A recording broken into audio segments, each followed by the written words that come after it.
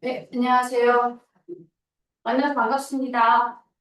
오늘은 이제 5월과 6월에 개강을 하게 될 엘리트 설명회, 엘리트 수업에 대해서 설명회가 있고요. 5월 달과 6월 달에 아주 짱짱한 수업을 준비하신 선생님들이 나오셔서 직접 설명을 해주시도록 하겠습니다.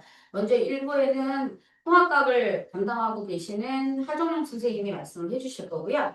2부에는 물리를 하고 계시는 유재하 선생님이 발표를 하시게 될 거고, 그리고 화학은 저희 오창률 선생님께서 지금 진로 선택 과목도 많이 강좌를 열어주셨거든요. 그래서 진로 선택 과목까지 해서 다 설명을 해드릴 겁니다. 마지막에 생물 파트를 설명은 저희 생물 선생님이 오늘 수업도 있으시고 그래서 제가 마무리를 좀 하도록 하겠습니다. 그래서 오늘은 일단 최종 선생님 모시고 통합과학에 대해서 한번 교육재정과 함께 들어보도록 하겠습니다. 네.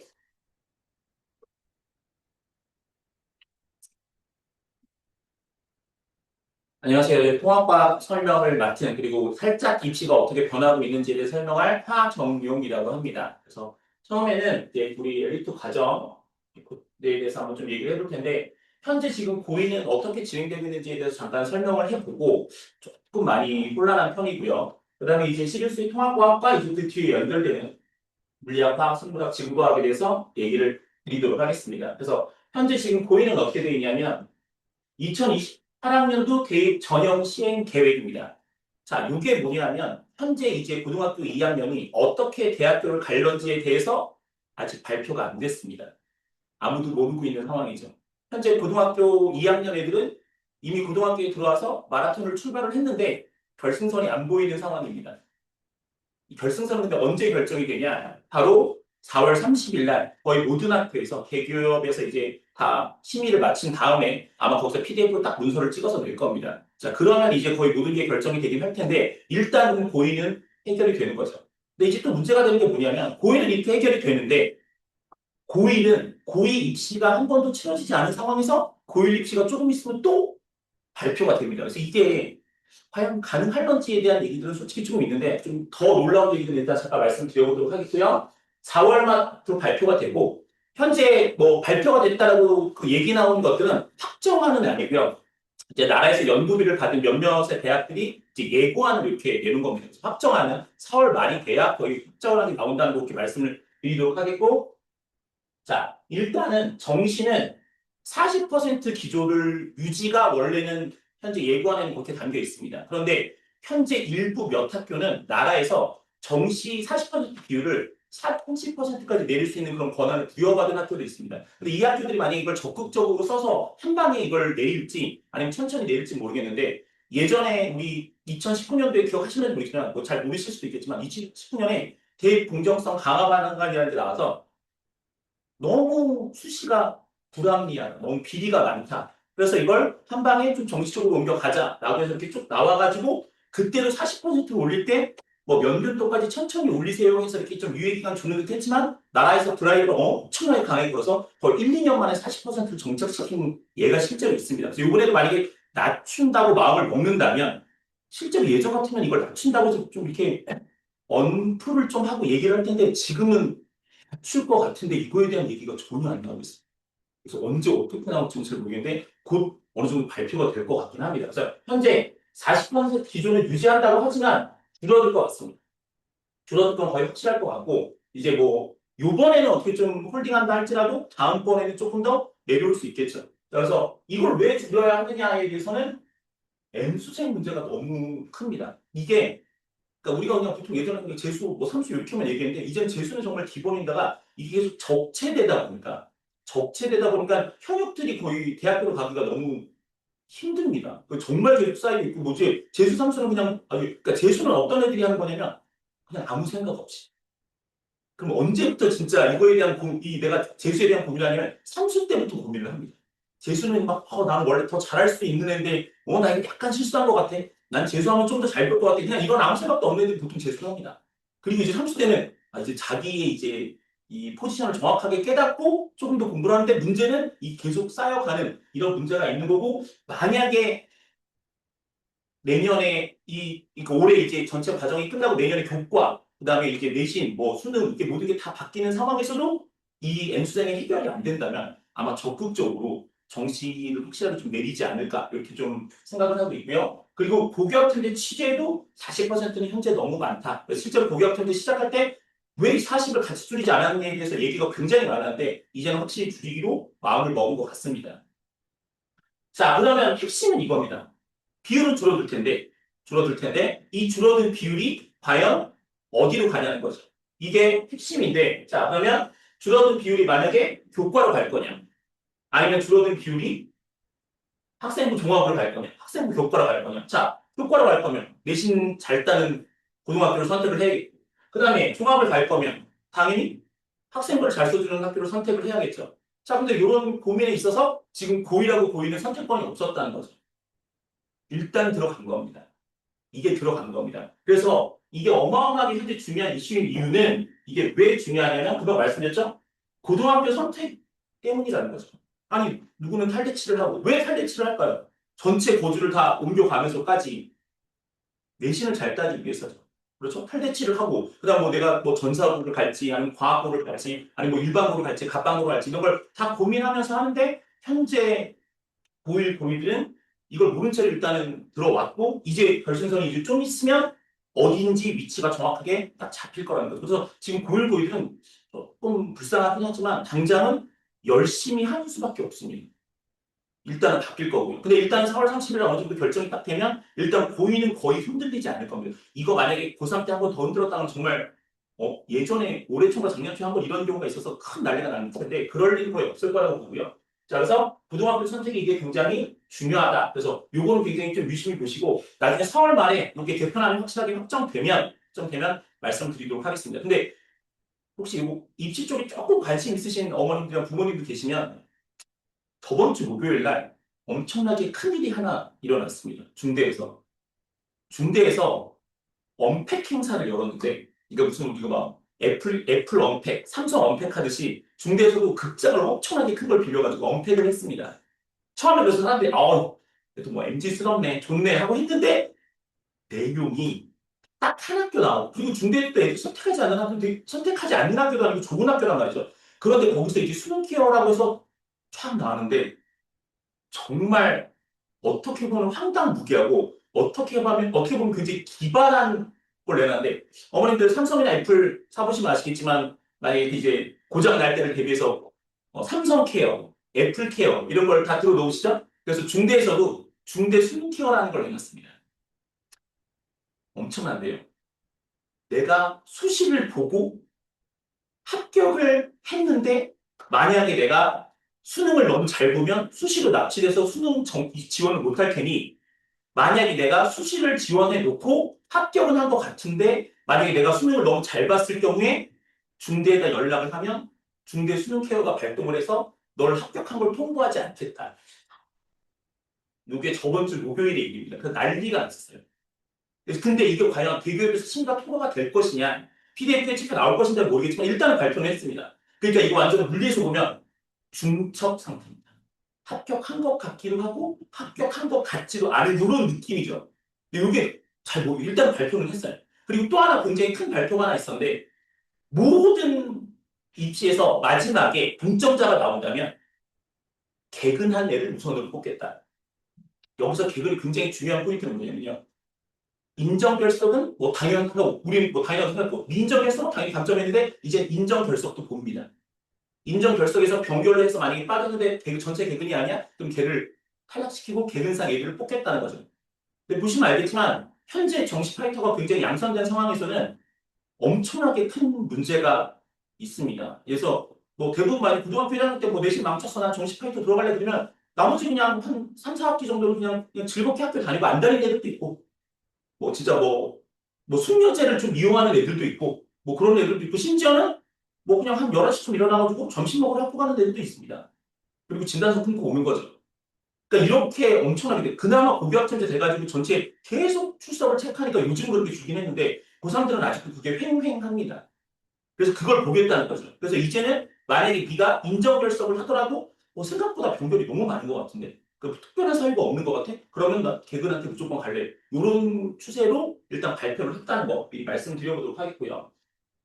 자, 변화된 내신에서 제가 이 표를 한 3년 전쯤 만들 때, 자, 이제는 뭐 예비, 뭐 고1이고 중식이고 이렇게 했는데, 이제는 이제 마지막이고, 앞으로는 볼 일 없을 바로 전설의 구등급제입니다. 근데 아직도 우리가 혼합해서 쓰고 있긴 한데, 자, 요거 뭐 비율은 다 아실 테니까. 자, 여기서 제가 300명을 딱 찍은 이유는 뭐냐면, 300명을 찍은 가장 결정적인 이유는 뭐냐면, 보통 탈배치를 하는 어머님들이 학교를 고를 때 가장 중요한 포인트가 300입니다. 300보다 조금 적다, 250이다? 그럼 정말 고민 한번 해보세요. 200명이면 가지 않습니다. 정말 250에서 300 왔다 갔다 해야 내가 탈대치할 의미를 찾는 거죠. 명수가 나와야 하잖아. 어차피 내가 위쪽에 올라가서 선택 과목 하면 애들은 뭐 공통과학, 공통사회 것보다 훨씬 더 애들이 명수가 줄 테니까요.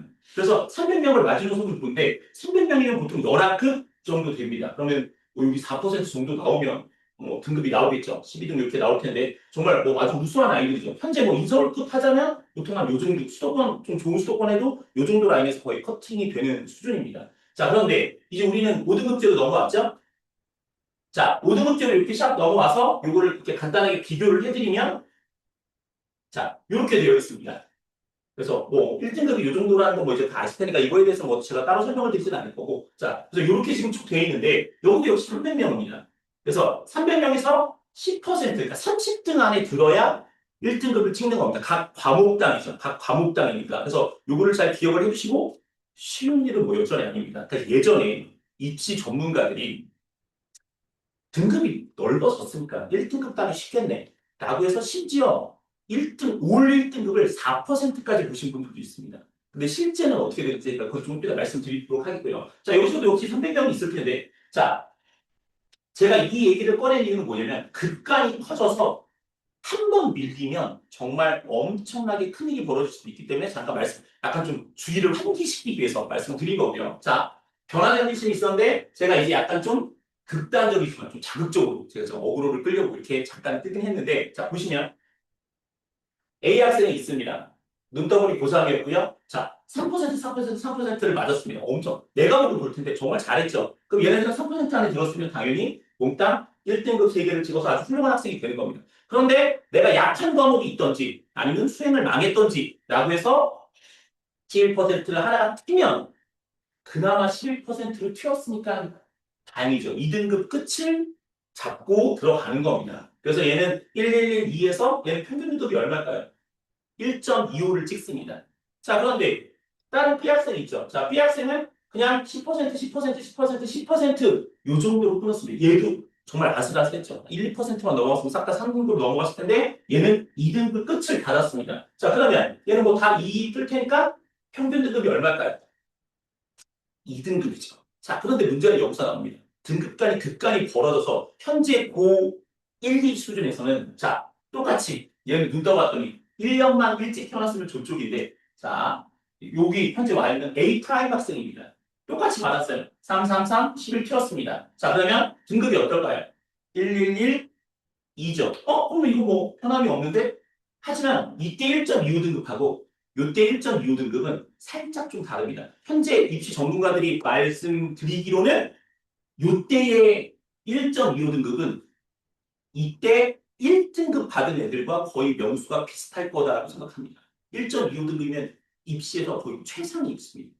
메디컬까지 포함해서 정말 서울대까지 이게 거의 입시입니다. 연고대를 빼고 서울대까지 거의 최상 위쪽에 붙은 입시가 1.25에 붙어 있는데 이쪽에 현재 붙어 있는데 이때는 아마 올 1등급을 해야 되지 않을까. 자, 그런데 여기까지만 해서는 별 신기할 일이 없을 텐데 자, 정말 이 세상에서 운 좋게 태어나 1년 늦게 태어났으면 큰일 날 뻔한 저 10% B 프라임 학생이 이 세계에서 전생을 했는지 어쨌든 쫙 나오긴 했는데 10씩 떴는데 10%면 몇 등급 끝을 잡고 나갈까요? 1등급 끝을 1, 1, 1 해서 얘는 평균 등급이 얼마가 나오냐면 그냥 1등급이 나옵니다.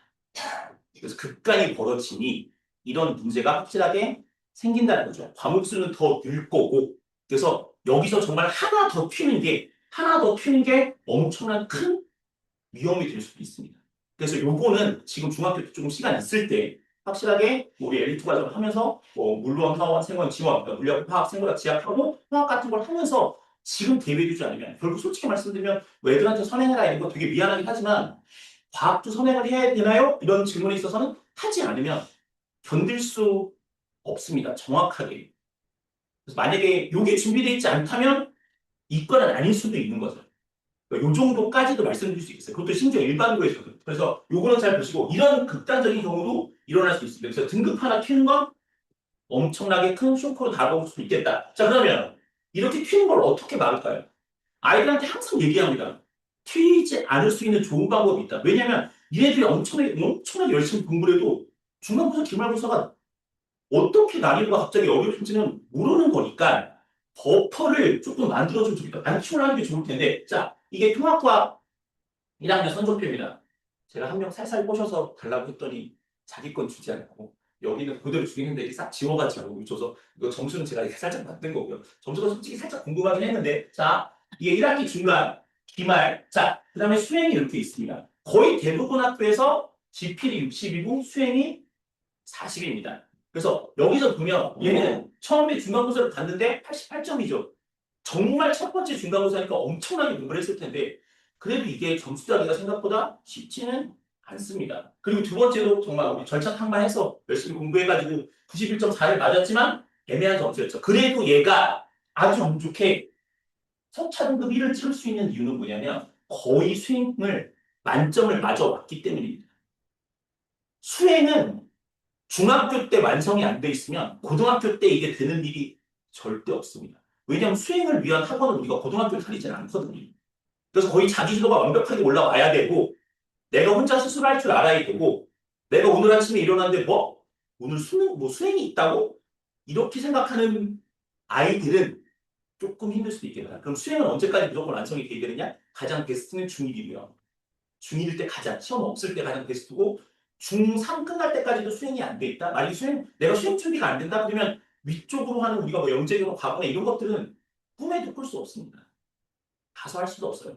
대비할 수도 없습니다. 양이 중학교 때 하는 수행 양보다 정말 뭐 적게는 뭐 3배, 4배 그것보다 더 많을 수도 있습니다. 애들이 AI를 끼고 살아도 커버할 수 없는 정도의 양이 나오고 있습니다. 그래서 그거는 조금 이해를 해주시고 수행은 무조건 잡아야 됩니다. 여기서 덜 깎이는 점수가 핵심이고 그래서 여기 있는 그 수행은 또 좋은 게 뭐냐면 선생님들이 넌티시 어떤 걸 해보다가 미리 얘기를 조금 해줍니다. 우리 전년도 했던 수행도 있고 그래서 난이도가 지필에 비해서 굉장히 크지 않습니다. 그리고 문제는 여기 보세요. 맨 마지막에 자 포트폴리오 한번 보시기 바랍니다. 고등학교 버전 내가 과연 어떻게 1등급을 맞을 수 있을까? 당연히 내신 잘해야죠. 당연히 에디트 과정 열심히 들어야죠.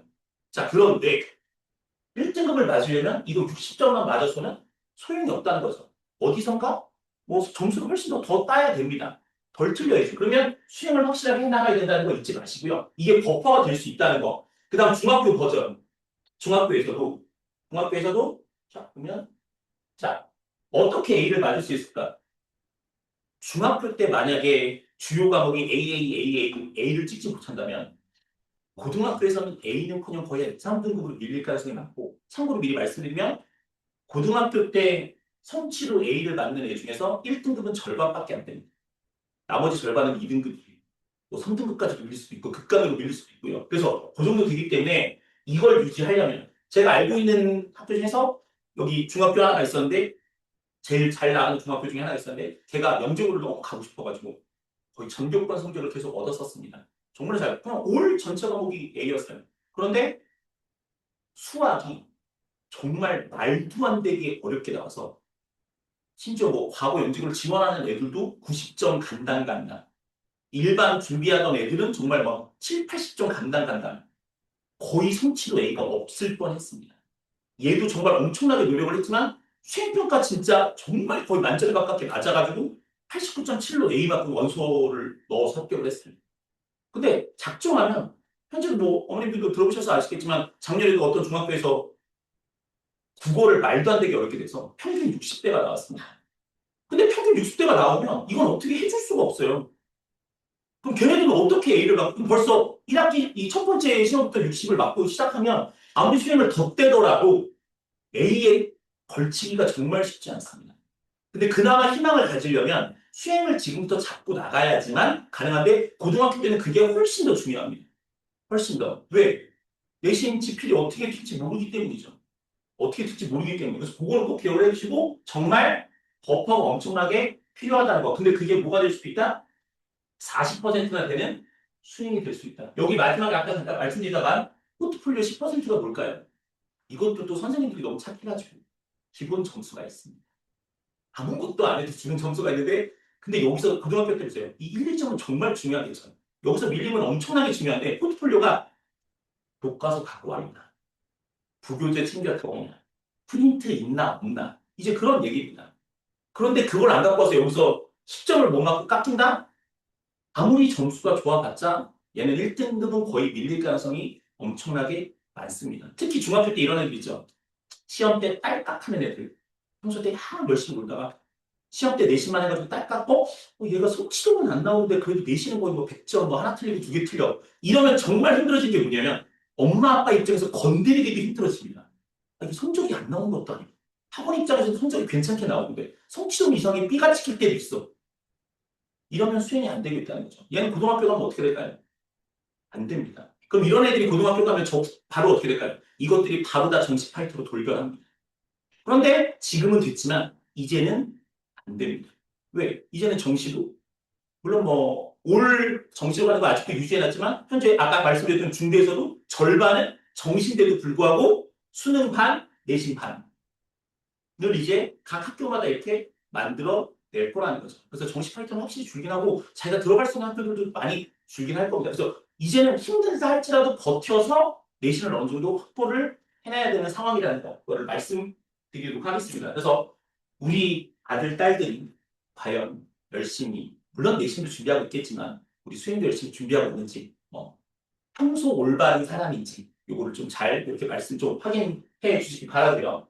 자, 그럼 이제 두 번째로 통합과 제가 설명드릴 거에 대해서 말씀드리면 시리우스 전체 시스템은 우리 초등, 중등, 익스플로링 과정하고 자 이걸 점프업하기 위한 트랜지션 과정이 이렇게 있습니다. 그래서 이 트랜지션 과정에서 점프가 잘 되면 난 트랜지션 과정을 굉장히 잘 성취했는데 자 그러면 나는 좀 더 높은 곳, 나는 각종 대회, 물리대회, 화학대회, 생물대회 한번 가봐도 되겠는데 해서 입시로 이 대회로 가는, 물리 쪽으로 가는 애들도 있고 아니면 과학고나 영재교 한번 가보고 싶은데 해서 어드미션 스트랙으로 넘어가는 애들도 있고 아니면 난 고등학교 좀 내신을 좀 단단히 잡고 싶어 라고 해서 엘리트 과정으로 넘어가는 사람들도 있습니다. 그 중에서 이제 저는 오늘 아까도 말씀드렸지만 엘리트 과정을 할 거고 그 중에서 통합과를 먼저 설명을 간단하게 드리도록 하겠습니다. 자, 3월 달에 올해 3월 달에 고2 3월 전국 연합 학력평가가 있었습니다.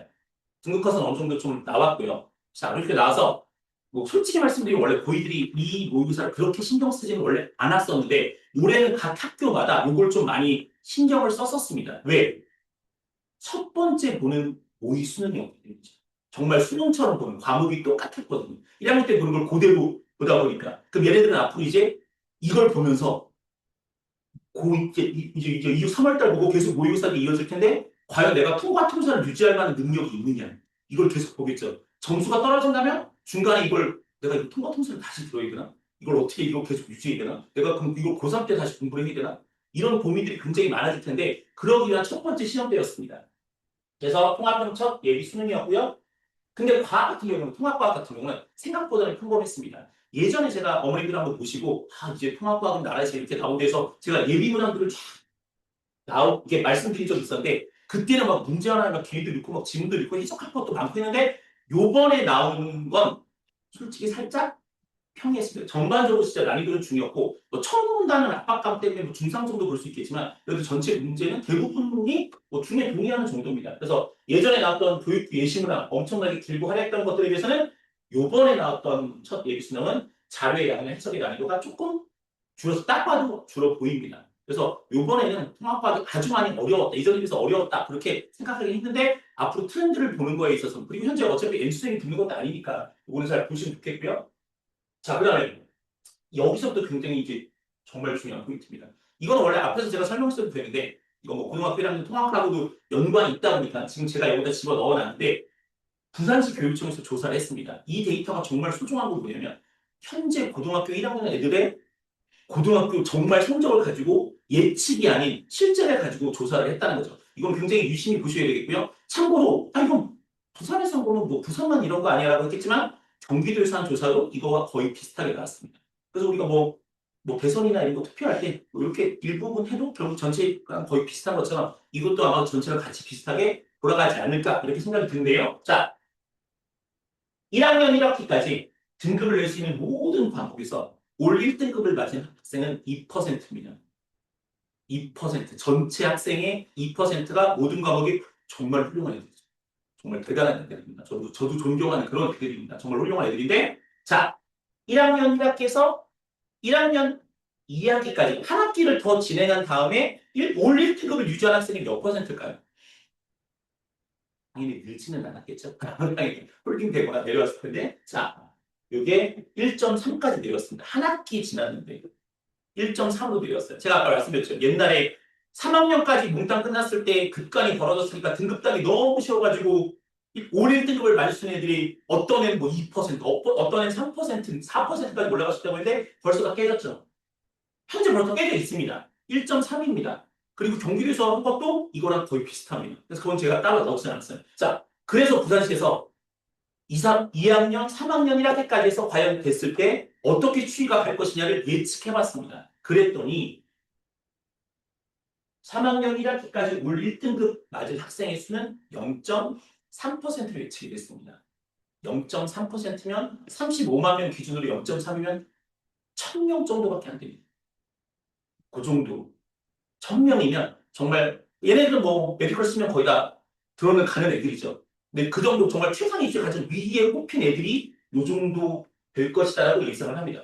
왜냐면 벌써 1.4로 내렸기 때문에 이거보다 더 올라갈 리는 없을 테니까요. 그리고 이게 또 문제가 되냐면 왜 이렇게 점점 되냐면 일단 2024 재작년 고일 내신에 비해서 평균 점수가 3점 정도 상승했습니다. 이게 첫 번째 고교학점제다 보니까 학교들이 살짝 조금 좀 시책말로 얘기하면 쫄았습니다.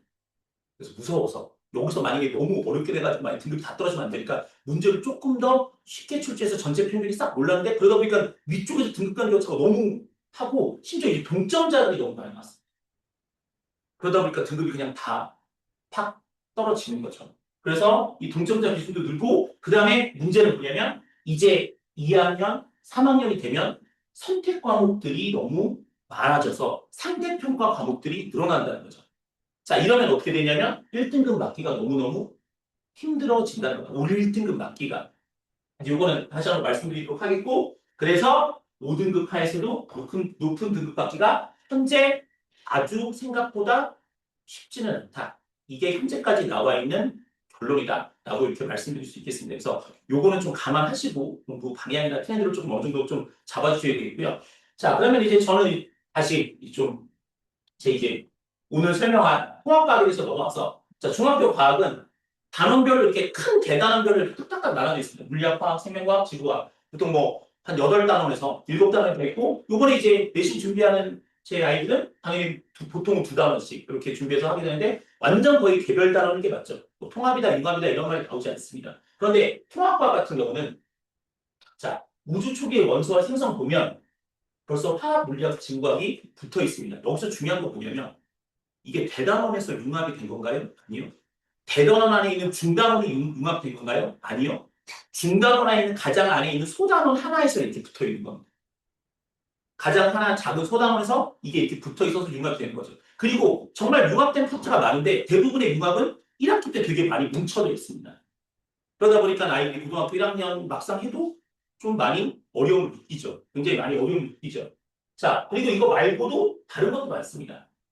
보시면 똑같은 직업과 생명체, 지각, 지구과학, 생명체, 생명과학, 물질의 결합, 화학해서 이것도 붙어있죠. 이것도 굉장히 작은 소단원 하나에서 붙어있는 예입니다. 그래서 이런 것들이 통합과학이 굉장히 많기 때문에 공부를 열심히 좀 미리 해둬야 되지 않을까 이런 생각들을 가지고 있고 이것도 역시 생명 시스템에서의 화학반응 같은 경우는 화학하고 생명과학이 이렇게 붙어 있다는 거. 그래서 현재 통합과학은 이런 식으로 이루어져 있고 이게 현재 고1 애들이 보는 겁니다. 자, 그러면 통합과학은 솔직히 말씀드리면 그 전에 있던 2015 개정에 비해서는 큰 줄기의 변함이 없는 건 맞습니다. 뭐 솔직히 그 책 가지고 공부해도 뭐 이렇게 뭐 문제를 많이 풀 것 같지는 않고 하지만 이제 수능의 통사보다는 통과가 수능의 키포인트가 될 것 같긴 하고 그리고 요게 조금 뭐 의미가 있었다면 있었을 텐데 그냥 기존에 있던 통과 체크를 1학기, 2학기로 나눴었는데 별로 의미는 없었는데 의미를 우리가 어디서 찾았었냐면 세특이 분리되는 것에서 찾았습니다.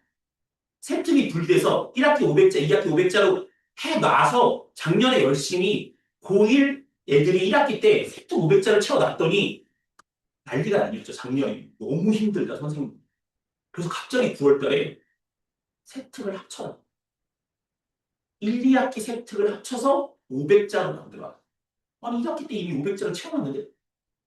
그래서 작년 고1들은 2학기 때 그냥 세특을 놓는 애들이 있어. 1학 벌써 다 채웠는데. 이걸 빼고 다시 2학기 걸 방송을 집어넣어서 여기다 집어넣으라고 해서 정말 혼란은 정말 도가니 됐었습니다. 작년 많이. 근데 선생님들도 정말 너무 힘들어요 해서 바꿔줬는데 바꿀 거 있으면 다음 연도부터 바꾸던지. 근데 이걸 당해 연도에 바꾸는 바람에 그냥 날렸죠. 그냥 날렸죠. 그래서 요거는 일단은 현재는 세특은 통합이라기보다는 1학기, 2학기 세특이 있는데 전체 500자를 넘길 수 없습니다. 이렇게 하도록 현재 약속이 돼 있다는 거. 그래서 그건 좀 알아두시고 우리 내신은 덜 틀리게 목표고요. 수능은 물론 다 맞추면 참 좋겠지만 어려운 문제들이 있어서 현재 보면 내가 어느 정도까지 확실하게 풀고 시간을 좀 번 다음에 좀 어려운 킬러문항들을 내가 좀 더 가서 공부를 하는 더 맞추는 게 핵심 목표입니다. 그래서 EBS 연계는 유지된다라고는 얘기를 했는데 요거는 뭐 아직 뭐 정확하게 입시를 해본 적이 없어서 요건 나와봐야 되는 얘기고요.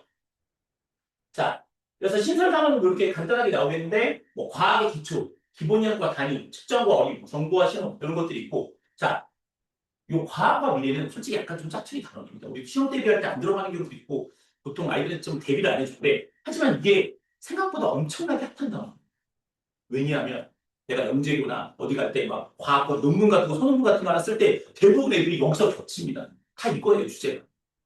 이거 우리가 한번 정말 겪어봤고 가장 핫하고 로봇도 그렇고 과학기술과 윤리 이런 것도 있고 그래서 여기서 대부분 논문 써가지고 우리가 과학 논문 같은 소논문 같은 거 넣어서 우리가 입시를 이렇게 한단 말이죠. 그래서 이것들은 뭐 한 번 정도는 읽어볼 만한 가치는 있고 이런 것들은 뭐 아주 큰 변화는 아주 없다는 거. 그래서 뭐 신소재에서 삭제해가지고 전기 파트는 좀 우리가 올인해서 이렇게 들어가는 거고 물질 변화에서 에너지 출입, 에너지를 흡수할 거냐, 뭐 방출할 거냐 이런 얘기들이 이렇게 좀 나와 있다는 거. 그다음에 이제 전기에너지 수송 이런 것들도 좀 삭제가 돼서 현재는 아주 큰 줄기는 변함이 없다 이렇게 말씀을 드릴 수 있겠습니다. 그래서 현재 제가 아이들을 데리고 어떻게 이제 통합과학을 가르치는지 간단하게 설명을 한번 드려보도록 하겠습니다. 자, AI를 뛰어넘은 애니메이션이라고 해서 제가 자랑하려고 이렇게 넣은 거고요. 자, 제가 참고로 말씀드리면 애니메이션 PPT를 전 세계에서 가장 잘 만듭니다. 참고로 그 어떤 AI한테 한번 물어봐서 너 만들어봐 했는데 뭐 발끝에도 못 미치고요. 뭐 이건 제가 엄청나게 자랑할 수 있는데 그래서 애들이 보통 어떤 걸 배우냐면 자, 도플러거 같은 걸 배웁니다. 원래 여기서는 엄청나게 큰 앰뷸런스 소리가 샥 나는데 뺐습니다. 이게 소리 조절해야 돼. 어머니들이 중물을 들으시다. 정말 깜짝 놀랄까봐 제가 이거 살짝 이거 뺐다는 거 알아두시고 자, 이거 참고로 구급차도 제가 한 땀 한 땀 열심히 그린 겁니다. 1, 2, 9까지 싹 다. 자, 그래서 이렇게 파동이 쫙 진행이 갈 거고 자, 그러면 자, 소리가 쫙 퍼져 나가면서 주변에 이렇게 관찰자, 모자 뒤에 쓰고 보이시죠? 접니다. 자, 그래서 이렇게 관찰자 A가 있고 여기 관찰자 B가 이렇게 있습니다. 자, 그럼 여기서 같은 거리에 있기 때문에 소리는 어떻게 들리냐면 삐걱삐걱. 원래 여기서도 소리가 나고 저기서도 소리가 나긴 하는데 그래서 일단은 삐긴 했는데 자, 이렇게 소리가 나는데 자, 여기 싹 맞춰진 거 보이시죠? 그러면 양쪽에서 이게 같은 높이의 소리를 이렇게 들리게 됩니다. 자, 그래가지고 여기 파장파장 이렇게 걸리고, 같은 파장 걸리고, 자, 소리가 같은 높이로 이렇게, 제가 될 것까지 스포를 해드리거나. 자, 그래서 이렇게 해서 같은 크기로 이렇게 들리고, 역시 마찬가지입니다. 그런데 만약에 이 차가 내 쪽으로 접근을 한다면, 요게 파장이 짧아지면서 소리가 높아질 거예요. 그 다음에 얘는 점점 파장이 길어지면서 소리가 낮아질 거예요. 라는 걸 아이들은 소리로 같이 들을 수 있죠. 그 소리도 제가 약간 좀 과장해서 넣었어요. 좀 도파민이 터지게. 애들이 그냥 일반적으로 오 이러면 그냥 그런데 좀 과장해서 넣으니까 애들이 나중에 이거는 기억은 한다고요. 옛날 그 앰뷸런스 이렇게 얘기를 해서 말씀드리도록 하겠고 자 그러면 A차에 이렇게 가까이 오면 애들 소리가 점점점 높아지고 멀어지면 점점점 소리가 낮아질 거다. 그래서 이런 것들을 우리가 얘기를 하게 되는데 이걸 그럼 우리가 도플러 효과를 왜 하느냐 이렇게까지 할 필요는 없는데 바로 가장 첫 단원에 있는 무지에 대해서입니다. 자, 망원경을 하나씩 들었죠? 자, 그러면 이제 우주로 한번 날아가 보도록 하겠습니다. 자, 은하가 하나 있습니다. 은하 JY44. 제가 44살이라는 건 아니고요. 정경. 제가 사를 좀 좋아해서 이렇게 집어넣었는데, 자, 현재 이렇게 파장 있고요. 원래는 이것보다 앞에 이 파장에 대해서, 그 다음에 뭐 전자 전이에 대해서 이런 것들 미리 설명을 다 끝냈고요. 요건 이제 한번 보면, 자, 여기서 이제 같은 거리에 이제 애들이 있고, 만약에 여기서 정지 상태에서 은하가 관찰자 A 쪽으로, 이제 빨간 모자 쪽으로 이렇게 샥 올 때, 역시 빛도 우리 소리와 같이 일종의 파동이기 때문에 이렇게 편의가 일어날 거고, 자, 그러면 은하가 이렇게 이동을 하게 되면, 여기는 파장이 짧아지고, 여기는 파동이 길어지고, 자, 그러면 요 전에, 여기는 에너지가 낮고, 여기는 에너지가 높고, 이런 설명이 미리 들어가 있었습니다. 그래서, 여기는 청색 편의가 일어나고, 여기는 적색 편의가 일어난다. 이런 얘기를 미리 해준다는 거죠. 그리고 만약에 애들이 이거 조금 감이 없거나 어려워하는 애들 같은 경우는, 이제 걔네들이 이제 강사로 앞에 와서 설명하게 합니다. 그럼 이제 다른 애들하고 질문을 하죠. 버벅거리는 경우도 있고 자기만의 또 아이디어 넣어서 또 설명하는 애들도 있고 거꾸로 하는 애들도 있긴 한데, 자, 그럼 이렇게 해서 넣으면 우리는 이 적색평양 이것들을 확실하게 이해할 수 있을 거고, 자, 이걸 좀 더 넓혀서 은하가 세 가지가 있는데, 자, 그럼 그 세 가지 엘사 은하, 종명 은하, 안나 은하가 있는데, 자, 여기서부터 또 정지에 있었다면 똑같은 빛으로 들어와서 우리 스펙트럼의 변화가 없겠지만, 만약에 얘가 더 빨리 더 멀어진다면 적색 편의가 훨씬 더 심해질 것이다. 이런 거에 대한 얘기들을 아이들한테 해주고 있습니다. 그리고 이런 것들에 대해서 하고 방출 스펙트럼, 선수 스펙트럼 얘기하면 거의 완벽하게 이해를 한다는 거죠. 그래서 이 후퇴 속도에 대해서 이게 적색 편의가 커진다는 거에 대해서 어떤 의미인지 아이들이 거의 본격하게 기본부터 이해할 수 있습니다. 이거는 나중에 이제 뭐 얘가 나중에 뭐 다른 뭐 물리학을 듣든 화학을 듣든 또 신화 과정을 듣더라도 굉장히 큰 자양분이 될 수 있다는 거죠. 그리고 이제 화학 쪽에서도 잠깐 하나만 더 말씀드리고 설명을 붙여보면, 제가 화학식도 역시 만들어놨습니다. 열심히 만들어놨는데, 자, 이게 아이언판입니다. 제가 직접 그렸는데 잘 만들었죠. 자, 제가 봐도 항상 뿌듯했습니다. 아이언판이었고, 자, 여기 이제 뭐 각종 이유들이 이렇게 쫙 나와 있는데, 요거는 솔직히 고1부터 가르칠 필요는 없지만 대부분 학교에서 웬만큼 가르쳐 주긴 합니다. 그래서 요거는 뭐 이온화 경향이나 이런 것들이 있는데, 요거 반응식 이렇게 나오고, 뭐 황산물이랑 여기는 아이언이랑 반응시켰을 때, 자, 누가 만들어지느냐? 황산은 이온되고 CO2 플러스다. 이렇게 딱 될 것이다. 그러면서 요 용액이 푸른색인 거 CO2 플러스가 있기 때문이다. 이렇게 설명을 합니다. 근데 핵심은 이게 아니에요. 제가 조금 이따 약간 좀 변태스럽게 만든 게 하나 있는데, ZN이 전자를 내줘서 그걸 봐도 우리가 이렇게 싹 가져갑니다. 일반적인 이론 수업은 다 할 수 있죠. 그래서 가져가서, 자, 얘가 전자를 딱 먹으면 파손돼가지고, 자, 적발색으로 변해. 이러면 애들이 이게 무슨 소리인지 솔직히 잘 알아듣기는 힘들다라는 거죠. 자, 그런데 이제 좀 유심히 이 과정을 보시면, 자, 그래서 이렇게 황산아연이 만들어지고, 이렇게 적발색이 분리하고 황산아연이 이렇게 만들어지는 지금 이 과정이야. 라고 해서 이렇게 끝마치고 보통 끝나게 되는데, 자, 여기 한번 지금 이 과정을 잘 보시면, 여기 녹아있는 CO2 플러스가 파란색을 띠고 있죠. 자, 요게 전자를 받기 위해서 아이언판에 붙습니다. 자, 그럼 아이언판에서는 어떻게 되느냐? 반응성 때문에 전자를 내놓죠. 자, 그러면서 이 내놓은 전자가 바로 구리한테 갑니다. 근데 지금 살짝 보셨어요? 여기 아이언판이 살짝 붉게 변했습니다. 그리고 여기 있는 전체 파란색은 살짝 투명해졌죠. 다음번에 한번 보시면 다시 아실 텐데, 자, 다시 구리가 붙고, 자, 구리가 붙었으니까 푸른색은 잠깐 옅어져야겠죠? 그 다음에 아이언이 이제 전자를 주고 구리를 얻으면 요 판 전체가 또 살짝 붉어질 겁니다. 이렇게 해서 표면에 구리가 흡수되면서 하면 이건 애들이 굉장히 오랫동안 기억할 수 있습니다. 심지어 머릿속에서 시뮬레이션 되는 애들도 있어서 만약에 내가 전체 내용을 암기했던 걸 까먹었다 할지라도 이거는 예전에 이제 예전부터 했던 내용들을 기억해 가면서 이렇게 그려내는 애들도 있다는 거예요. 그래서 저는 이렇게 통합과학을 가르치고 있으니 좀 잘 부탁드리도록 하겠고요. 오늘까지 제가 준비한 내용은 여기까지입니다. 감사드립니다. 네, 잘 되셨죠? 저희 하정남 선생님 지금 애니메이션 너무 대단하시지 않습니까? 정말 저희 이 대치에서 대치뿐만이 아니라 전국적으로 봤을 때도 거의 유일무이하지 않을까. 여기 지금 보셨던 모든 그림들이 정말 하정우 선생님 일일이 한 땀 한 땀 담을 세시면서 그린 그림입니다. 제가 산 증인이고요. 저도 이거 보면서 정말 깜짝 놀랐던 건 저희 아들이 사실은 고3 졸업할 때 등급이 1.25였어요. 예. 그래서 만약에 우리 아들이 지금 고1이었다면 와, 서울대는 뭐 원서도 못 내봤겠구나라는 생각이 듭니다. 그래서 더 정말 열심히 가르쳐야 되겠고 애들 1등급 준비하기 위해서 저희도 최선을 다해야겠다는 생각이 들었습니다. 네, 이번에는 저희 엘리트 물리 한번 또 류지아 선생님 모셔서 들어보도록 하겠습니다.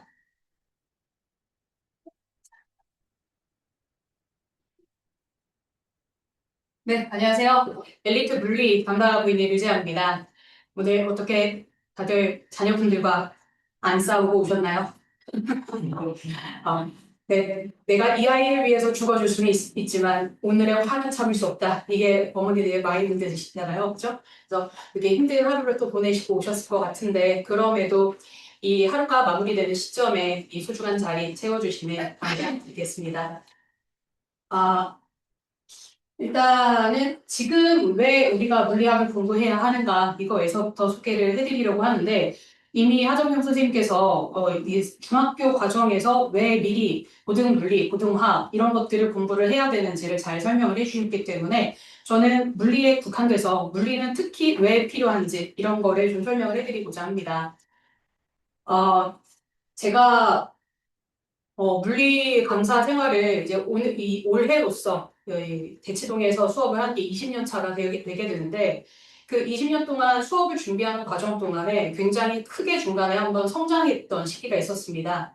그게 이 대치 사거리에 24시간하는 카페들이 있었는데 그 카페에 밤을 새가면서 물리 문제를 풀었었던 시절이 있었거든요. 근데 그 시절에 지금 수업 준비를 당장 하는 게 아니라 조금 내 자신의 역량을 좀 높여보고 싶다 해서 뭐 인도 문제, 영국 문제, 중국 문제, 온갖 올림피아드 문제들을 다 모아와서 이렇게 문제를 풀었었던 시절이 있었는데 그때 이제 당장 닥쳐있는 그런 압박 때문에 공부를 하는 게 아니라 나의 실력을 높이고자 이렇게 공부를 하는 거다 보니까 한 문제를 푸는데 3시간이 걸리고 4시간이 걸리는 문제들을 푸는데 중간에 포기하지 않고 계속해서 단순히 답을 구하는 게 아니라 이게 진짜 왜 그러지? 이거 만약에 다른 오답을 생각을 하게 되면 다른 풀이를 생각을 하게 되면 어떤 방법으로 풀 수 있을까? 왜 연구를 하다 보니까 저는 제가 생각하기에도 나 되게 크고 있네. 진짜 어나더 클래스가 되고 있구나 라는 게 느껴지더라고요. 우리 아이들도 마찬가지라는 생각을 하고 있습니다.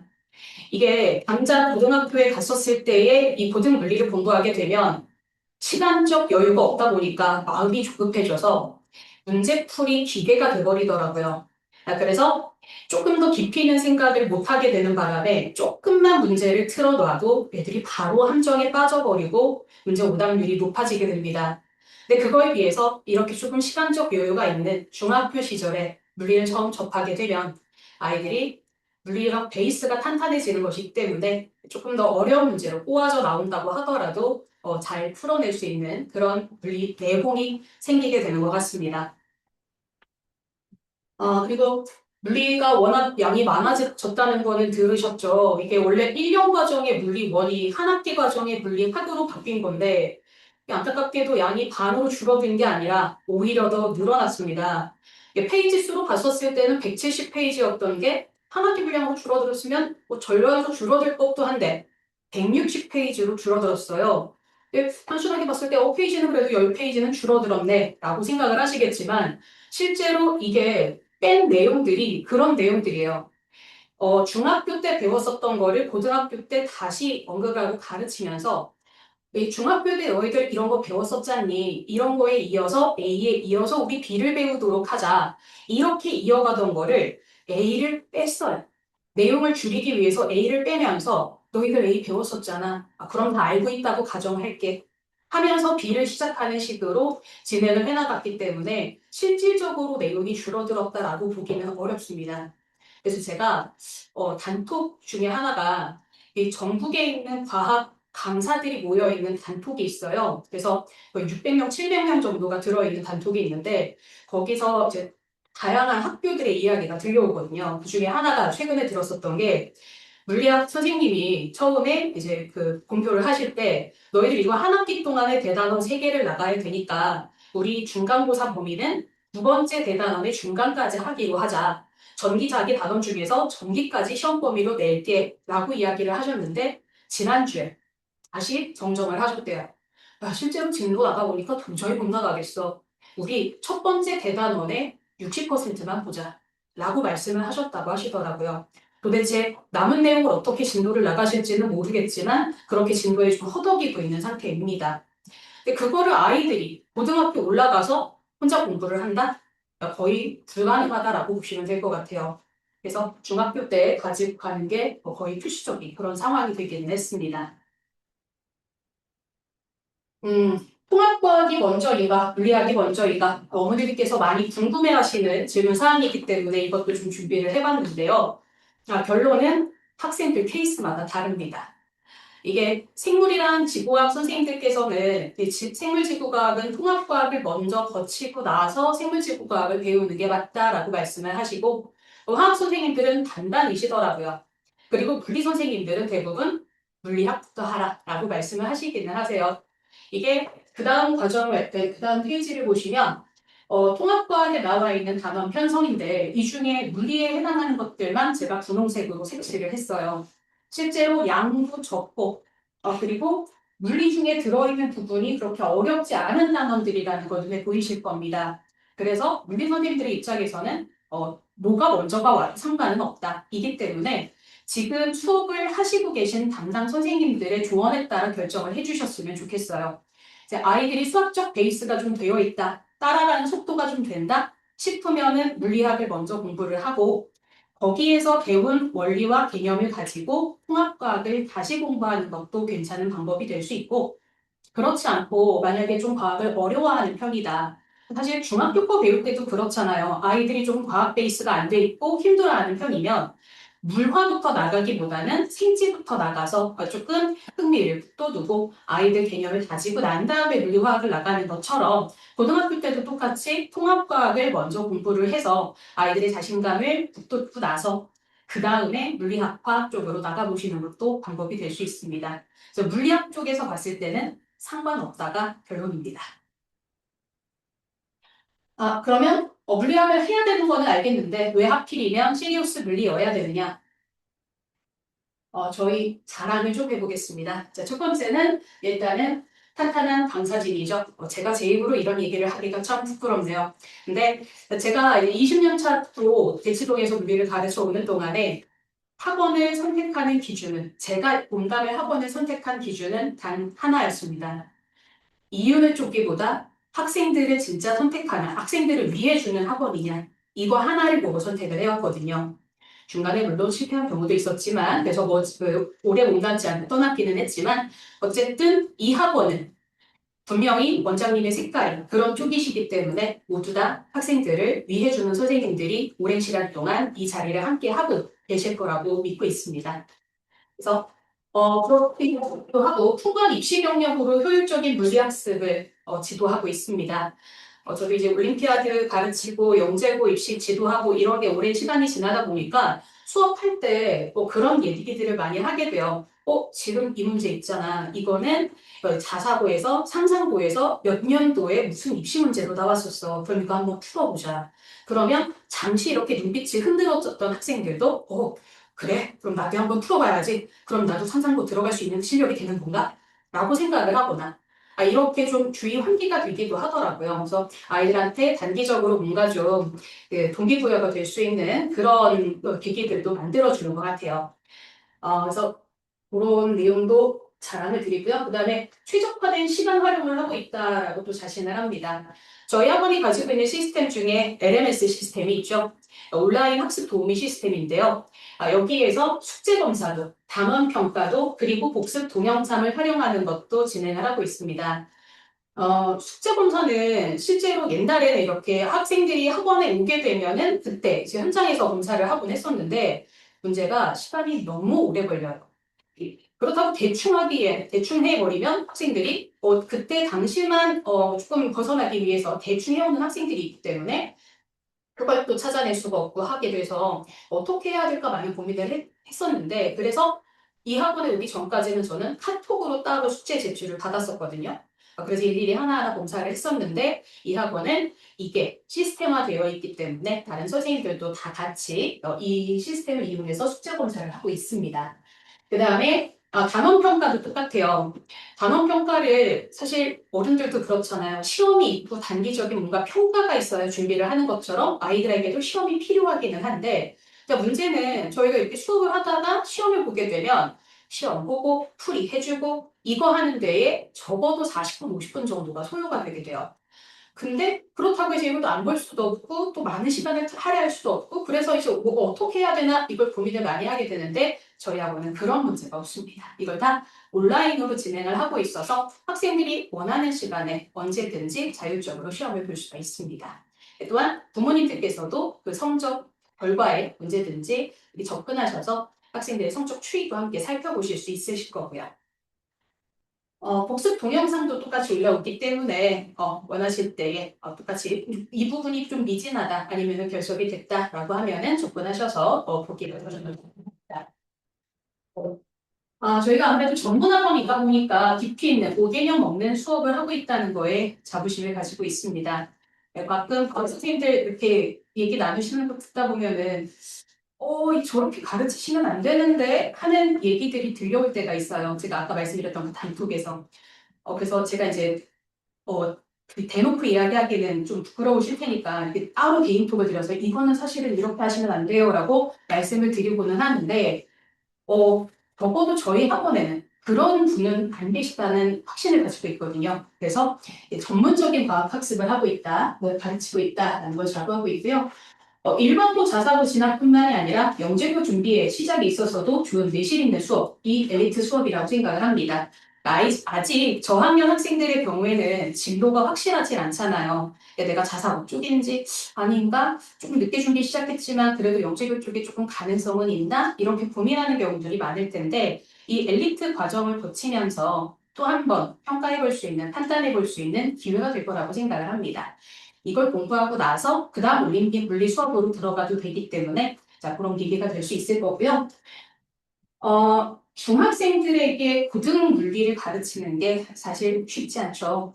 이 아이들이 조금 수학적인 언어도 좀 덜 되어 있는 상태고 사용하고 있는 어휘 자체가 고등학생들과는 다른 조금 낮은 상태인데 수준이 낮은 상태인데 그런 아이들한테 꼭꼭 씹어 먹여서 먹여줄 수 있는 수업이 저희 엘리트 물리 수업이라는 생각을 하고 있습니다.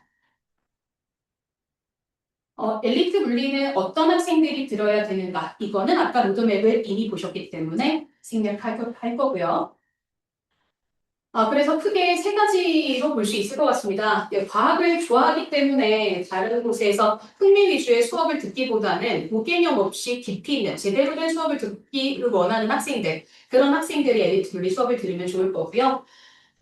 방금 전에 말씀드린 것처럼 영재교 과학고 쪽일지 일반고 자사고 쪽일지 아직 선택을 하지 못한 학생들에게도 중간 단계로 선택하면 좋을 수업이 될 겁니다. 일반고 자사고 진학 학생들 중에 최상위권 학생은 당연히 물론 해당이 될 거고요. 그러면 이제 물리 공부를 어떻게 하면 잘할 수 있느냐 이런 거에 대한 말씀을 좀 드리고자 합니다. 어머니들이랑 상담을 드리다 보면은 어머니들께서 많이 하시는 말씀이 이거예요. 저희 아이는요, 물리 수업을 들을 때는 다 알겠대요. 이해가 된대요. 근데 혼자 문제를 풀면 안 풀린대요. 라고 말씀을 하시는데 사실 다 그렇습니다. 그러니까 물리 수업을 들었을 때 수업 자체가 이해가 안 된다 하는 학생들은 정말 100명 있을 때 그 중에 5명 있을까 말까 하고 나머지 학생들은 대부분 다 문제풀이 단계에서 막힌다라고 이야기를 합니다. 그래서 이런 수준의 아이들은 기껏해야 물리를 40% 정도밖에는 이해를 못한 상태다라고 보시면 될 것 같아요. 물리는 전체 중에서 40%가량은 이론에 대한 이해, 그 다음에 40%가량은 문제풀이로 완성이 되고요. 나머지 20%는 깊은 사고로 완성이 됩니다. 그래서 아까 말씀드린 것처럼 조금 미리 시작해서 시간적 여유를 가지고 깊이 생각할 수 있는 시간을 가졌으면 좋겠어요. 당연한 이야기인데, 물리를 잘하기 위한 세 가지 스텝입니다. 첫 번째는 온라인보다는 좀 현강에 보내주셨으면 좋겠습니다. 저희가 줌으로 수업을 진행을 하다 보니까 아이들이 핑계거리가 참 많이 생겨요. 오늘 피곤해요. 온라인으로 들을래요. 야, 오늘 뭐가 있어요. 온라인으로 들을래요. 이런 핑계들이 많이 생기는데, 그럴 거면 사실 우리 저렴한 온라인 강의를 듣는 게 차라리 낫죠. 그죠? 제가 학생들에게 수업 시간에 되게 하지 못하게 하는 것 중에 하나가 모자를 쓰고 수업을 듣는 거예요. 죄송해요. 근데 그러면서 하는 이야기가, 좋아, 머리 떡질 수 있어. 근데 대신 그러면 책이 뒤로 가겠어. 네. 이렇게 이야기를 하고는 하거든요. 그 이유 중에 하나가 모자를 쓰고 오면 눈이 안 보여요. 그러면 이 아이가 이걸 제대로 소화를 해내고 있는 건지, 이렇게 하나하나 호흡을 해가면서 수업을 해야 되는데, 그게 불가능해지기 때문에, 모자 쓰지 마. 현강에 와서 들어. 이렇게 이야기를 하고 있어요. 아이들이 현장에 나타나기가 그렇게 힘든가 봐요. 우리가 헬스장 가는 마인드랑 비슷하지 않을까 싶어요. 나가기 전까지 그렇게 힘들죠. 근데 또 막상 아이들 집에 돌아갈 때 웃으면서 돌아갑니다.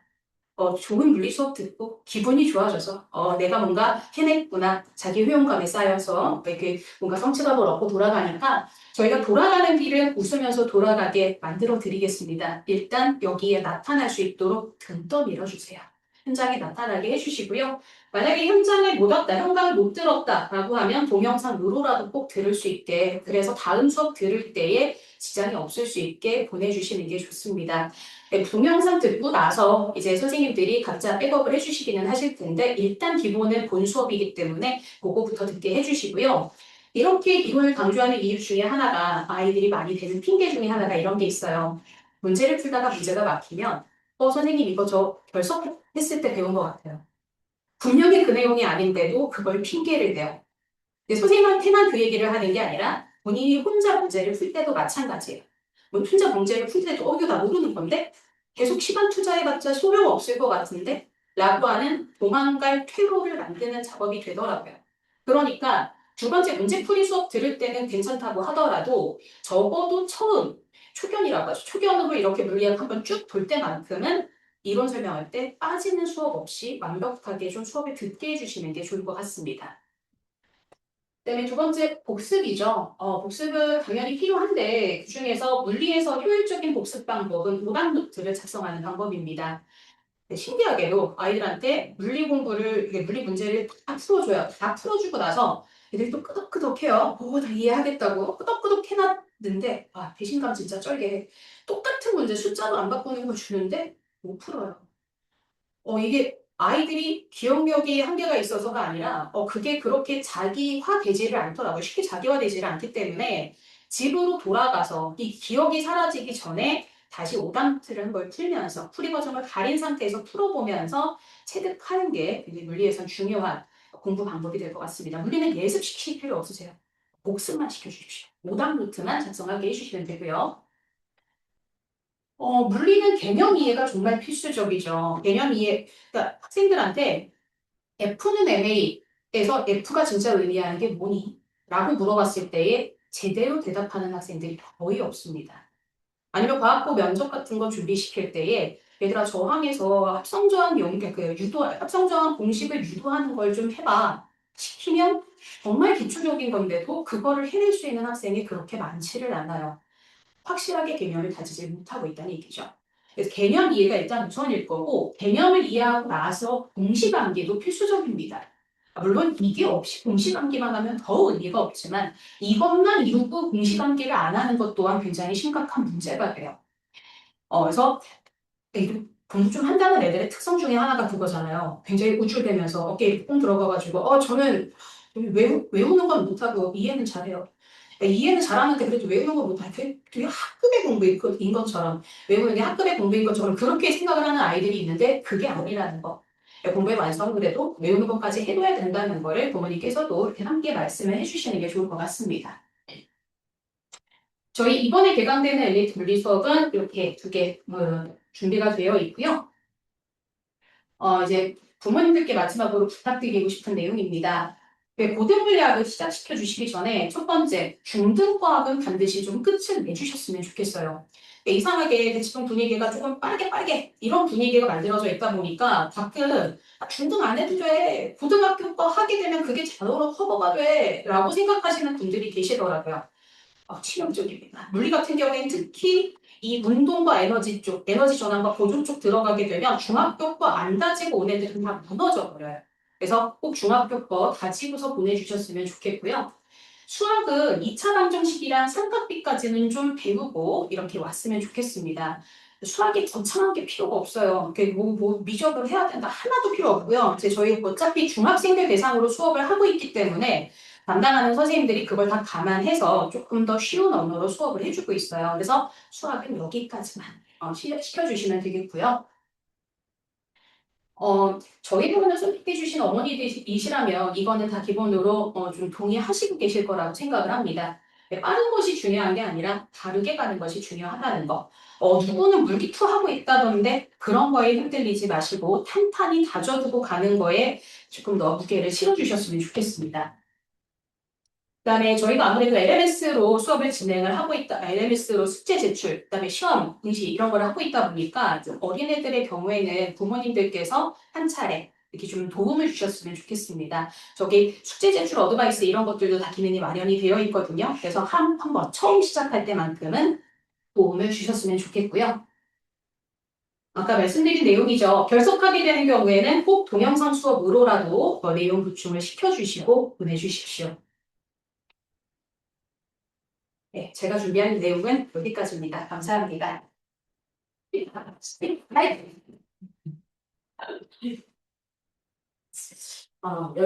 열띤 설명을 해주시다 보면 깜빡깜빡할 때 마이크를 꼭 가지고 가시는 경향이 있습니다. 지금 들어보셨다시피 저희 엘리트 선생님들도 굉장히 그 물리 선생님, 위자 선생님 열심히 준비하고 계시는 거 아실 수 있을 거고요. 다시 한번 강조하지만 저희 시리우스의 모든 선생님들은 특히 중간과정 이상의 그 과목에서는 전공자가 아니면 저희 대표님께서 배정을 잘 해주지 않으십니다. 그래서 지금 그 중등 과정 이후로 담당하고 계시는 선생님이 계시다면 그 선생님들은 거의 다 전공자다. 이렇게 생각을 해주시면 좋겠고요. 특히 이제 저도 뭐 오랜 동안 저는 이제 고등부터 수업을 시작을 했었지만 이게 전문가가 아니면 모르는 것들이 너무 많아요. 그래서 뭐 엉뚱하게 보면은 이 전이하고 전압의 개념도 모르고서 중등을 애들한테 가르치고 있더라고요. 중등부터 그는 거기서부터 흔들리는 거죠. 그런 선생님들 밑에서 공부를 한다라는 거는 좀 문제가 있다고 보시고요. 그리고 아까도 저도 좀 와 닿았던 게 급한 선행보다는 탄탄한 개념을 가지고 방향성을 제시해 줄 수 있는 학원이 얼마나 되겠는가를 생각해 보게 됩니다. 자, 이번에는 저희 오창록 선생님께서 엘리트 화학에 대해서 말씀드리도록 하겠습니다. 오창록 선생님 모시겠습니다.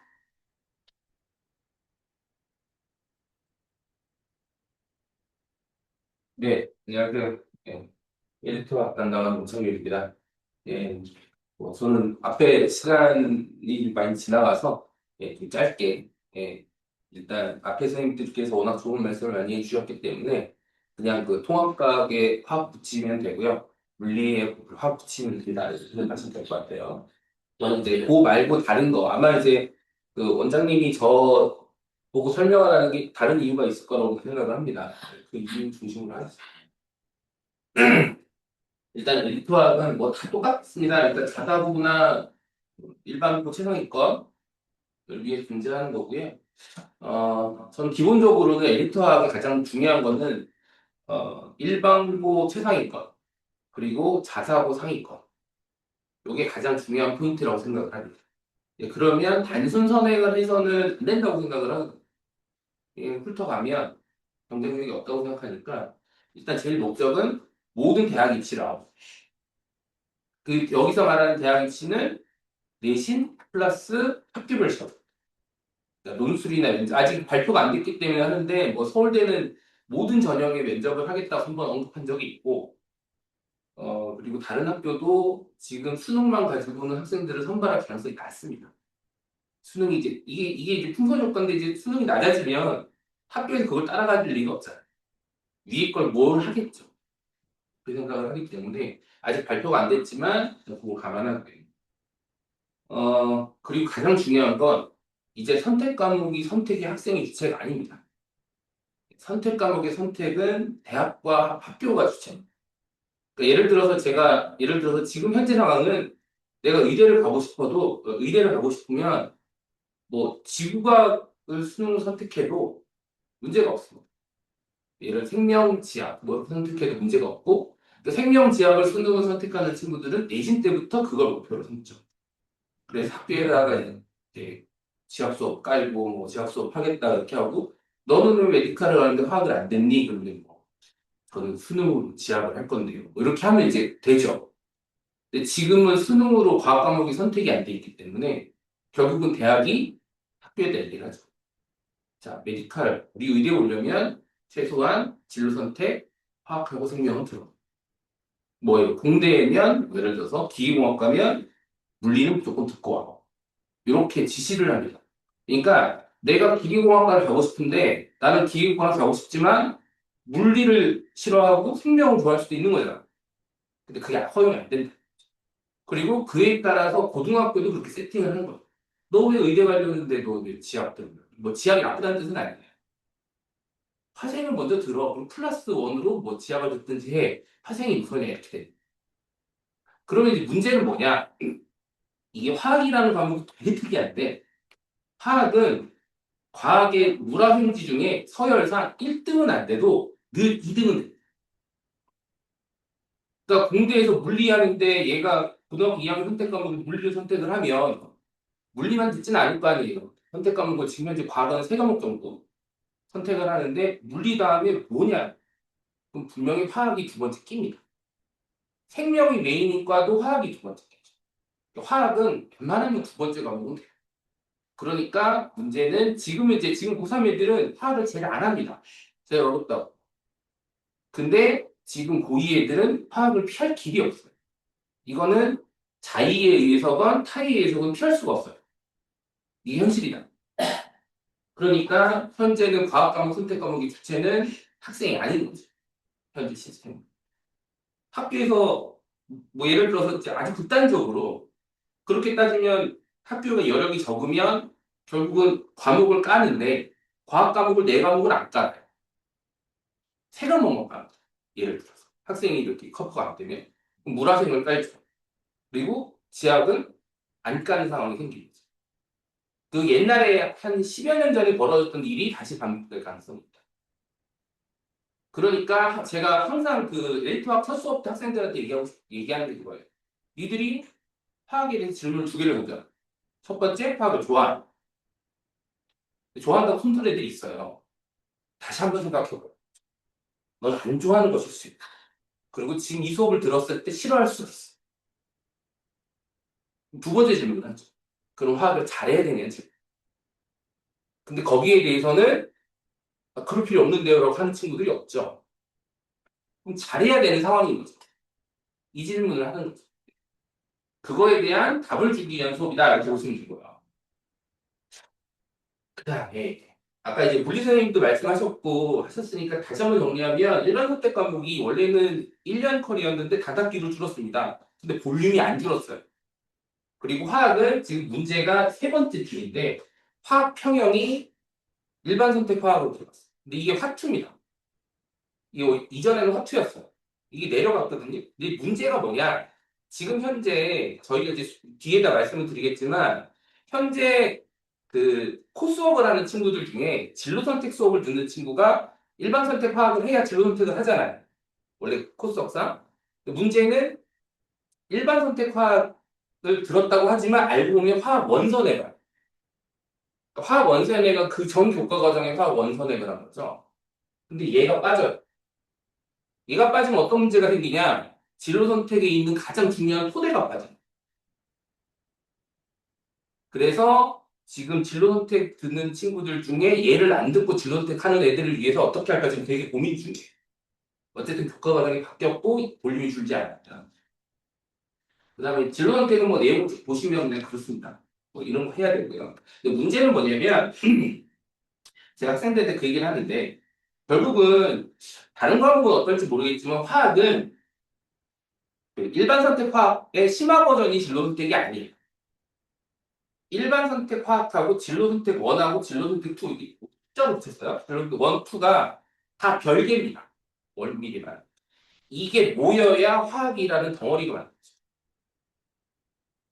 그러니까 뭐 예를 들어서 뭐 그런 말씀 많이 하시는데 아까 이제 통합과학 선생님도 그 얘기하시고 왔지만 이게 융합과학이라고 하는 건데 화학은 자체가 융합 무슨 얘기냐면 예를 들어서 뭐를 예를 하는데요? 아까 화학 병형을 모르면 한염기를 모릅니다. 그러니까 다른 걸 잘 알면 다른 게 또 연관돼서 잘하는 경우도 있다는 거죠. 그러고 이게 토대로 돼야 전체적인 로드맵이 있지. 그래서 학생들은 가급적 이걸 하라고 하죠. 이게 제가 좋아서 하는 게 아니에요. 저도 솔직히 말해서 진로 선택 안 하면 좋아요. 맨날 했던 거 똑같이 하면 되는데. 근데 학생들을 보면 제 진로 선택 다 들어야 쟤들이 좀 뭘 좀 알 텐데 이런 생각이 드는 거죠. 예. 그다음에 문제가 하나 더 있습니다. 이게 이제 진로 선택이 지금 투잖아요. 근데 지금 고3 애들은 투 별로 신경 안 씁니다. 지금 막 고3 강의실에 화투 강의실 수업 들어보면 거의 애들 놀아요. 그리고 뭐 듣는 인원도 한 10명 뭐 이렇게 남짓이고 그리고 심지어는 어떤 선생님은 화투 강의 안 하시고 화원 수능 강의하는 선생님 필요가 없으니까. 근데 지금 보시면 진로 선택 이거 첫 번째 물질과 아이디어는 대부분 학교에서 2학년 2학기 때 2학년 2학기인데 학교에서 지금도 놀자 이렇게 하지 않습니다. 그러니까 내실의 집중도가 훨씬 높아진다. 그리고 이걸 들으면 이 화학 파트 아닙니까? 이걸 선택한 친구한테 갑자기 다른 과목의 선택 과목을 하지 않죠. 바로 또 이거. 이게 3학년 1학기거든. 결론적으로는 내신에서 진로 선택은 어머님들이 생각하는 것보다 훨씬 중요하다라는 결론을 낼 수 있다. 그러니까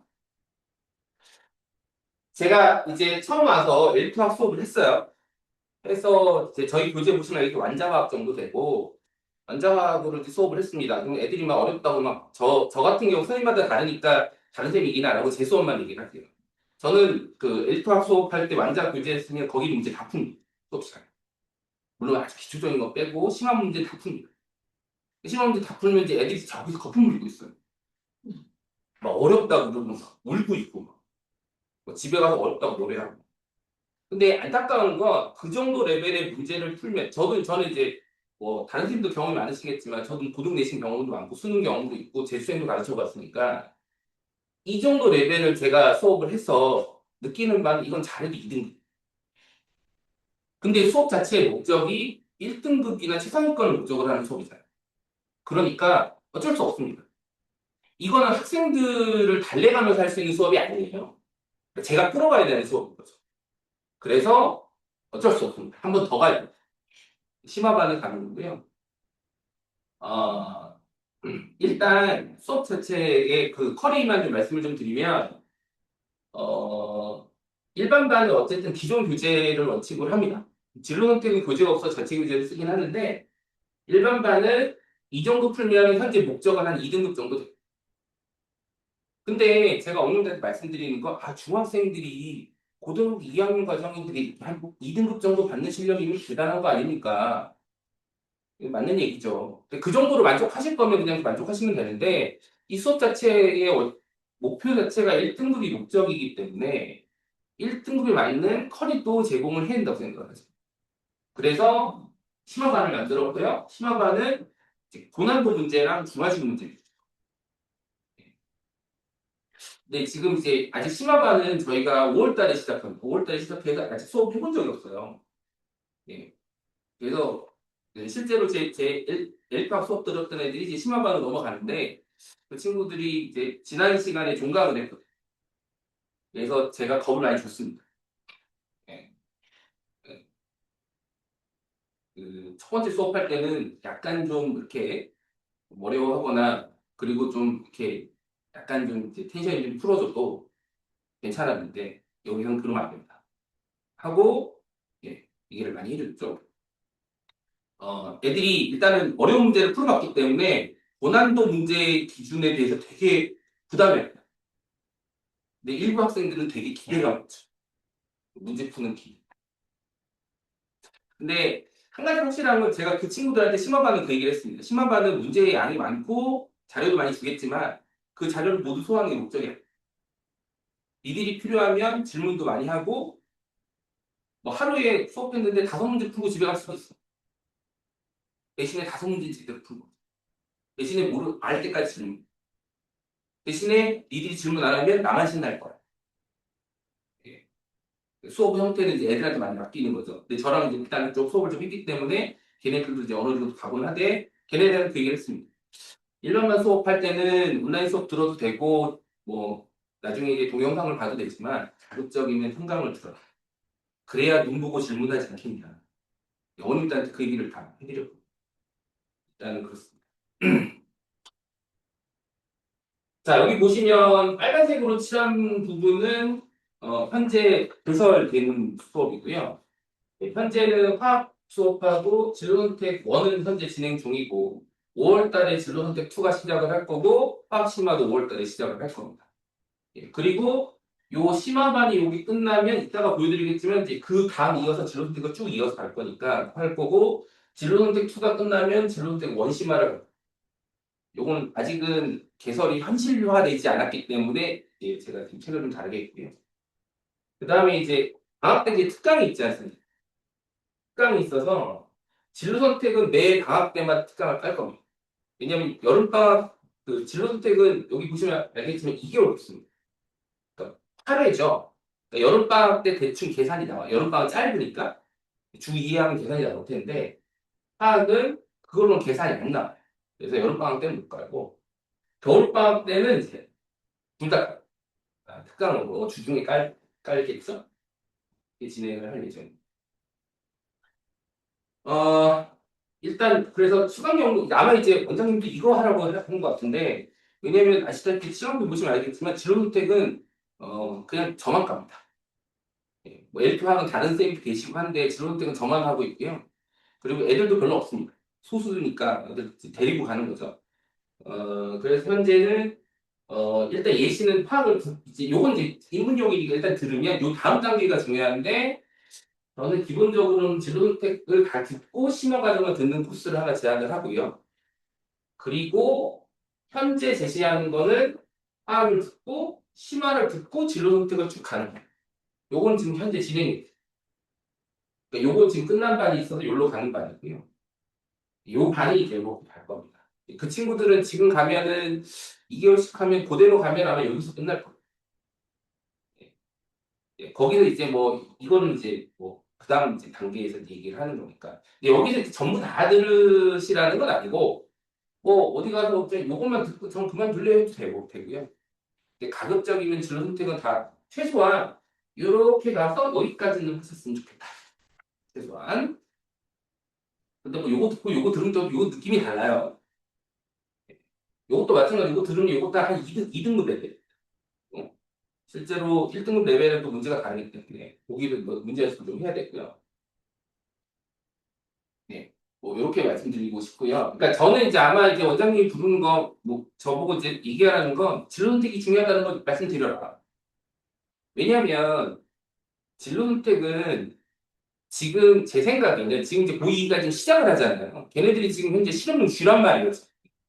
걔네들이 어떻게 될지 아무도 모르는데 제 생각에는 진로 선택의 결과가 나쁘면 대학 입시에 굉장히 큰 짐이 될 거고. 그러니까 이게 예전처럼 고3 선배들은 뭐 투 안 해도 되니까 저는 그냥 일반 선택만 하고 열심히 하고 요 성적 바꾸면 뭐 그다음부터는 그러거나 말거나 아니면 전 뭐 통합과학이니까 그냥 수능만 할래요. 이렇게 한 친구들은 대학 선택권이 많이 줄어들 거다. 진로 선택을 잘하면 여러모로 득이다. 그리고 혹시나 대학별 고사를 봤을 때도 이 부분이 매우 중요할 거다. 이렇게 말씀드리고 싶고요. 그래서 이 진로 선택 파트를 조금 더 활성화시키려고 저도 노력을 할 거고, 그리고 진로 선택을 잘하면 이제 결국은 이제 여기 레벨로 눈높이가 가면 이쪽 파트도 쉬워질 거고 통합과학도 쉬워질 거고 이런 느낌으로 지금 화학 파트는 그렇게 생각을 하고 있습니다. 그리고 보통 이제 질문이 와서 여기 제가 안 적어서 그 얘기를 했는데, 그 지금 학원에서 이 선행 코스 중에 엘리트가 이제 흔히 말하는 선택할 수 있는 최상위 코스 중에 하나지만 또 하나가 있지 않습니까? 올림화학이 있죠. 올림화학하고 엘리트 화학을 좀 비교해 설명을 하면, 예를 들자면 요리를 한다고 치면 올림화학은 화학 시작이 라면 끓이는 거라고 생각하면 돼요. 그러면 올림화학은 라면을 끓였으니까 스파게티도 만들고, 그리고 조금 고급 요리 짜장면도 만들고, 뭐 더 좋은 뭐 셰프로 가는 코스를 한다면 엘리트 코스는 라면을 만들었는데 중요한 건 라면을 계속 만들어요. 대신에 라면을 만드는 대를 바꿔요. 집에서 만드는 거 한번 기본 강의 해주고 시험 문제는 뭐가 오냐? 산에서 라면 한번 만들어. 그리고 가스 버너를 주다가 갑자기 모닥불을 주죠. 그게 현재 시험 문제. 그러니까 현재 내신 문제나 이런 문제가 어려운 거는 그렇기 때문에 경우를 계속 바꿔요. 그러니까 쉽게 말하면 어려운 게 위로 가서 어려워지는 게 아니고 옆으로 넓어져서 어려워져요. 예, 그에 대한 대처를 하겠다 말씀드립니다. 자, 마지막으로 현재 상황을 좀 설명을 좀 해드리자면 현재 진로선택은 시중교재가 발간이 안 됐습니다. 그래서 일단 자체 교재를 할 거고 만약에 시중교재가 발간이 되면 그걸 쓸 거라는 거 아마 이제 완자나 헬탁 중에 하나 선택을 할 것 같고요. 지금 현재는 학생 수가 전 되게 많지 않아서 개별적인 피드백을 다 드립니다. 얘는 이 다음에 뭘 해야 되고 여기서 뭘 해야 되고 얘는 여기서 좀 딴 데 가시고 뭐 이런 얘기를 합니다. 예. 그리고 지금 현재 하나가 더 있습니다. 지금 언급하지 않은 게 현재 이제 지금 현재 진로 선택 2까지 심화까지 지금 현재 모델링을 해서 가르치는 수업이 하나 있었어요. 제가 진로 선택 심화 다 끝냈어요. 걔네들. 이제 그거는 이제 어머님들한테 이제 학원이 이제 본격적으로 진로 선택 파트에 심화 파트가 없을 때 잘하는 친구들이 몇 명 있어서 제가 이 친구들을 데리고 조금 어려운 진로 선택 수업을 하겠다라고 했을 때 이제 그때는 진로 선택 수업이 없었기 때문에 제가 이제 그걸 해서 모델링을 하나 만들었고 교재도 다 빌드업을 한 상태예요. 이제 문제는 그게 아니고 그 반에 학생이 3명인데 3명이었어요. 이 친구 같은 동네 친구인데 이 3명의 실력이 거의 같아요. 그리고 제가 봤을 때 화학은 최상위 실력. 근데 문제는 3명이 고등학교 진학이 다 달라요. 한 친구는 동네 학교가 됐다. 내신이 우선. 두 번째 친구는 동네에 있는 자사고로. 최상위 자사고는 아니고 이제 지역 자사고 중에 좋은 학교죠. 그리고 마지막 한 친구는 상산을 해요. 상산은 이제 최고 자사고잖아요. 근데 문제는 이제 일반고 친구들한테는 그 친구는 이제 메디컬을 가고 싶기 때문에 그 학교 커리를 이미 다 이제 어머님이 접수를 했어요. 그래서 화학하고 생명을 중심으로 이제 그 짜셨고 나머지 두 친구는 이제 그 학교가 자기가 가고 싶다고 갈 수 있는 학교는 아니잖아요. 근데 문제는 그 학교는 문제가 뭐냐면 진로 선택 다음이 또 있습니다. 그게 고급학. 고급학은 이제 일반학이고 대학학. 왜냐하면 그 지금 이제 고급학 얘기가 별로 없는데 지금 그런 자사고는 문제가 뭐냐면 이 학교의 목적은 단순하게 우리나라의 좋은 학교 진학뿐만 아니고 유학까지 생각을 하는 학교잖아요. 유학은 이제 AP 코스가 있기 때문에 AP 코스는 또 고급학 수업 레벨을 해야 돼요. 그래서 만약에 그 친구들이 진짜 그 학교를 갔다. 이제 한 명은 아니고 두 명 다 갔다라고 하면 이제 고급학도 얘네들한테는 깔 수 있다고 예고를 한 상태입니다. 예, 그리고 이제 안녕 하고 이제 끝나는 거죠. 그런 생각했다. 아무튼 예, 장시간 들어주셔서 감사하고요. 여기까지 하겠습니다. 감사합니다.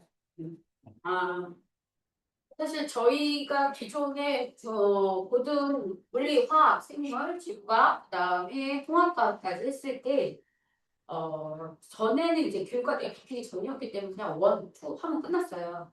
그랬는데 이제 물리학, 화학으로 바뀌면서 어머니들이 이제 저희 학원에서 엘리트 코스를 끝냈는데 다음 진학, 그러니까 진로 선택도 있으면 좋겠다라는 말씀을 많이 해주셨습니다.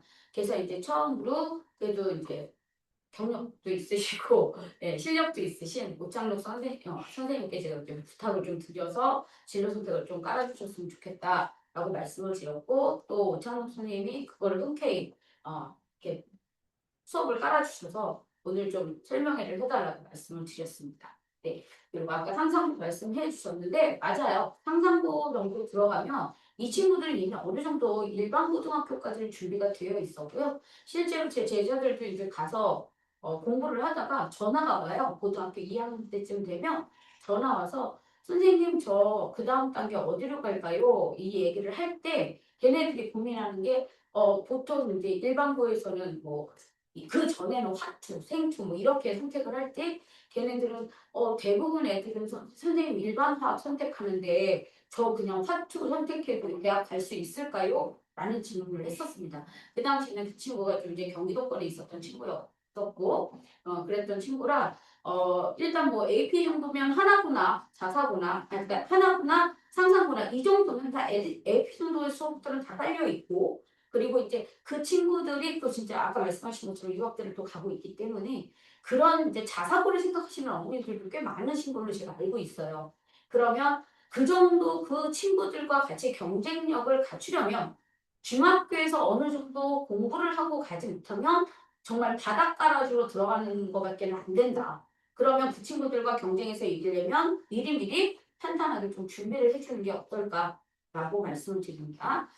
저는 이제 다음이 저희 학원에 마지막 깔려 있는 이제 생명과학인데요.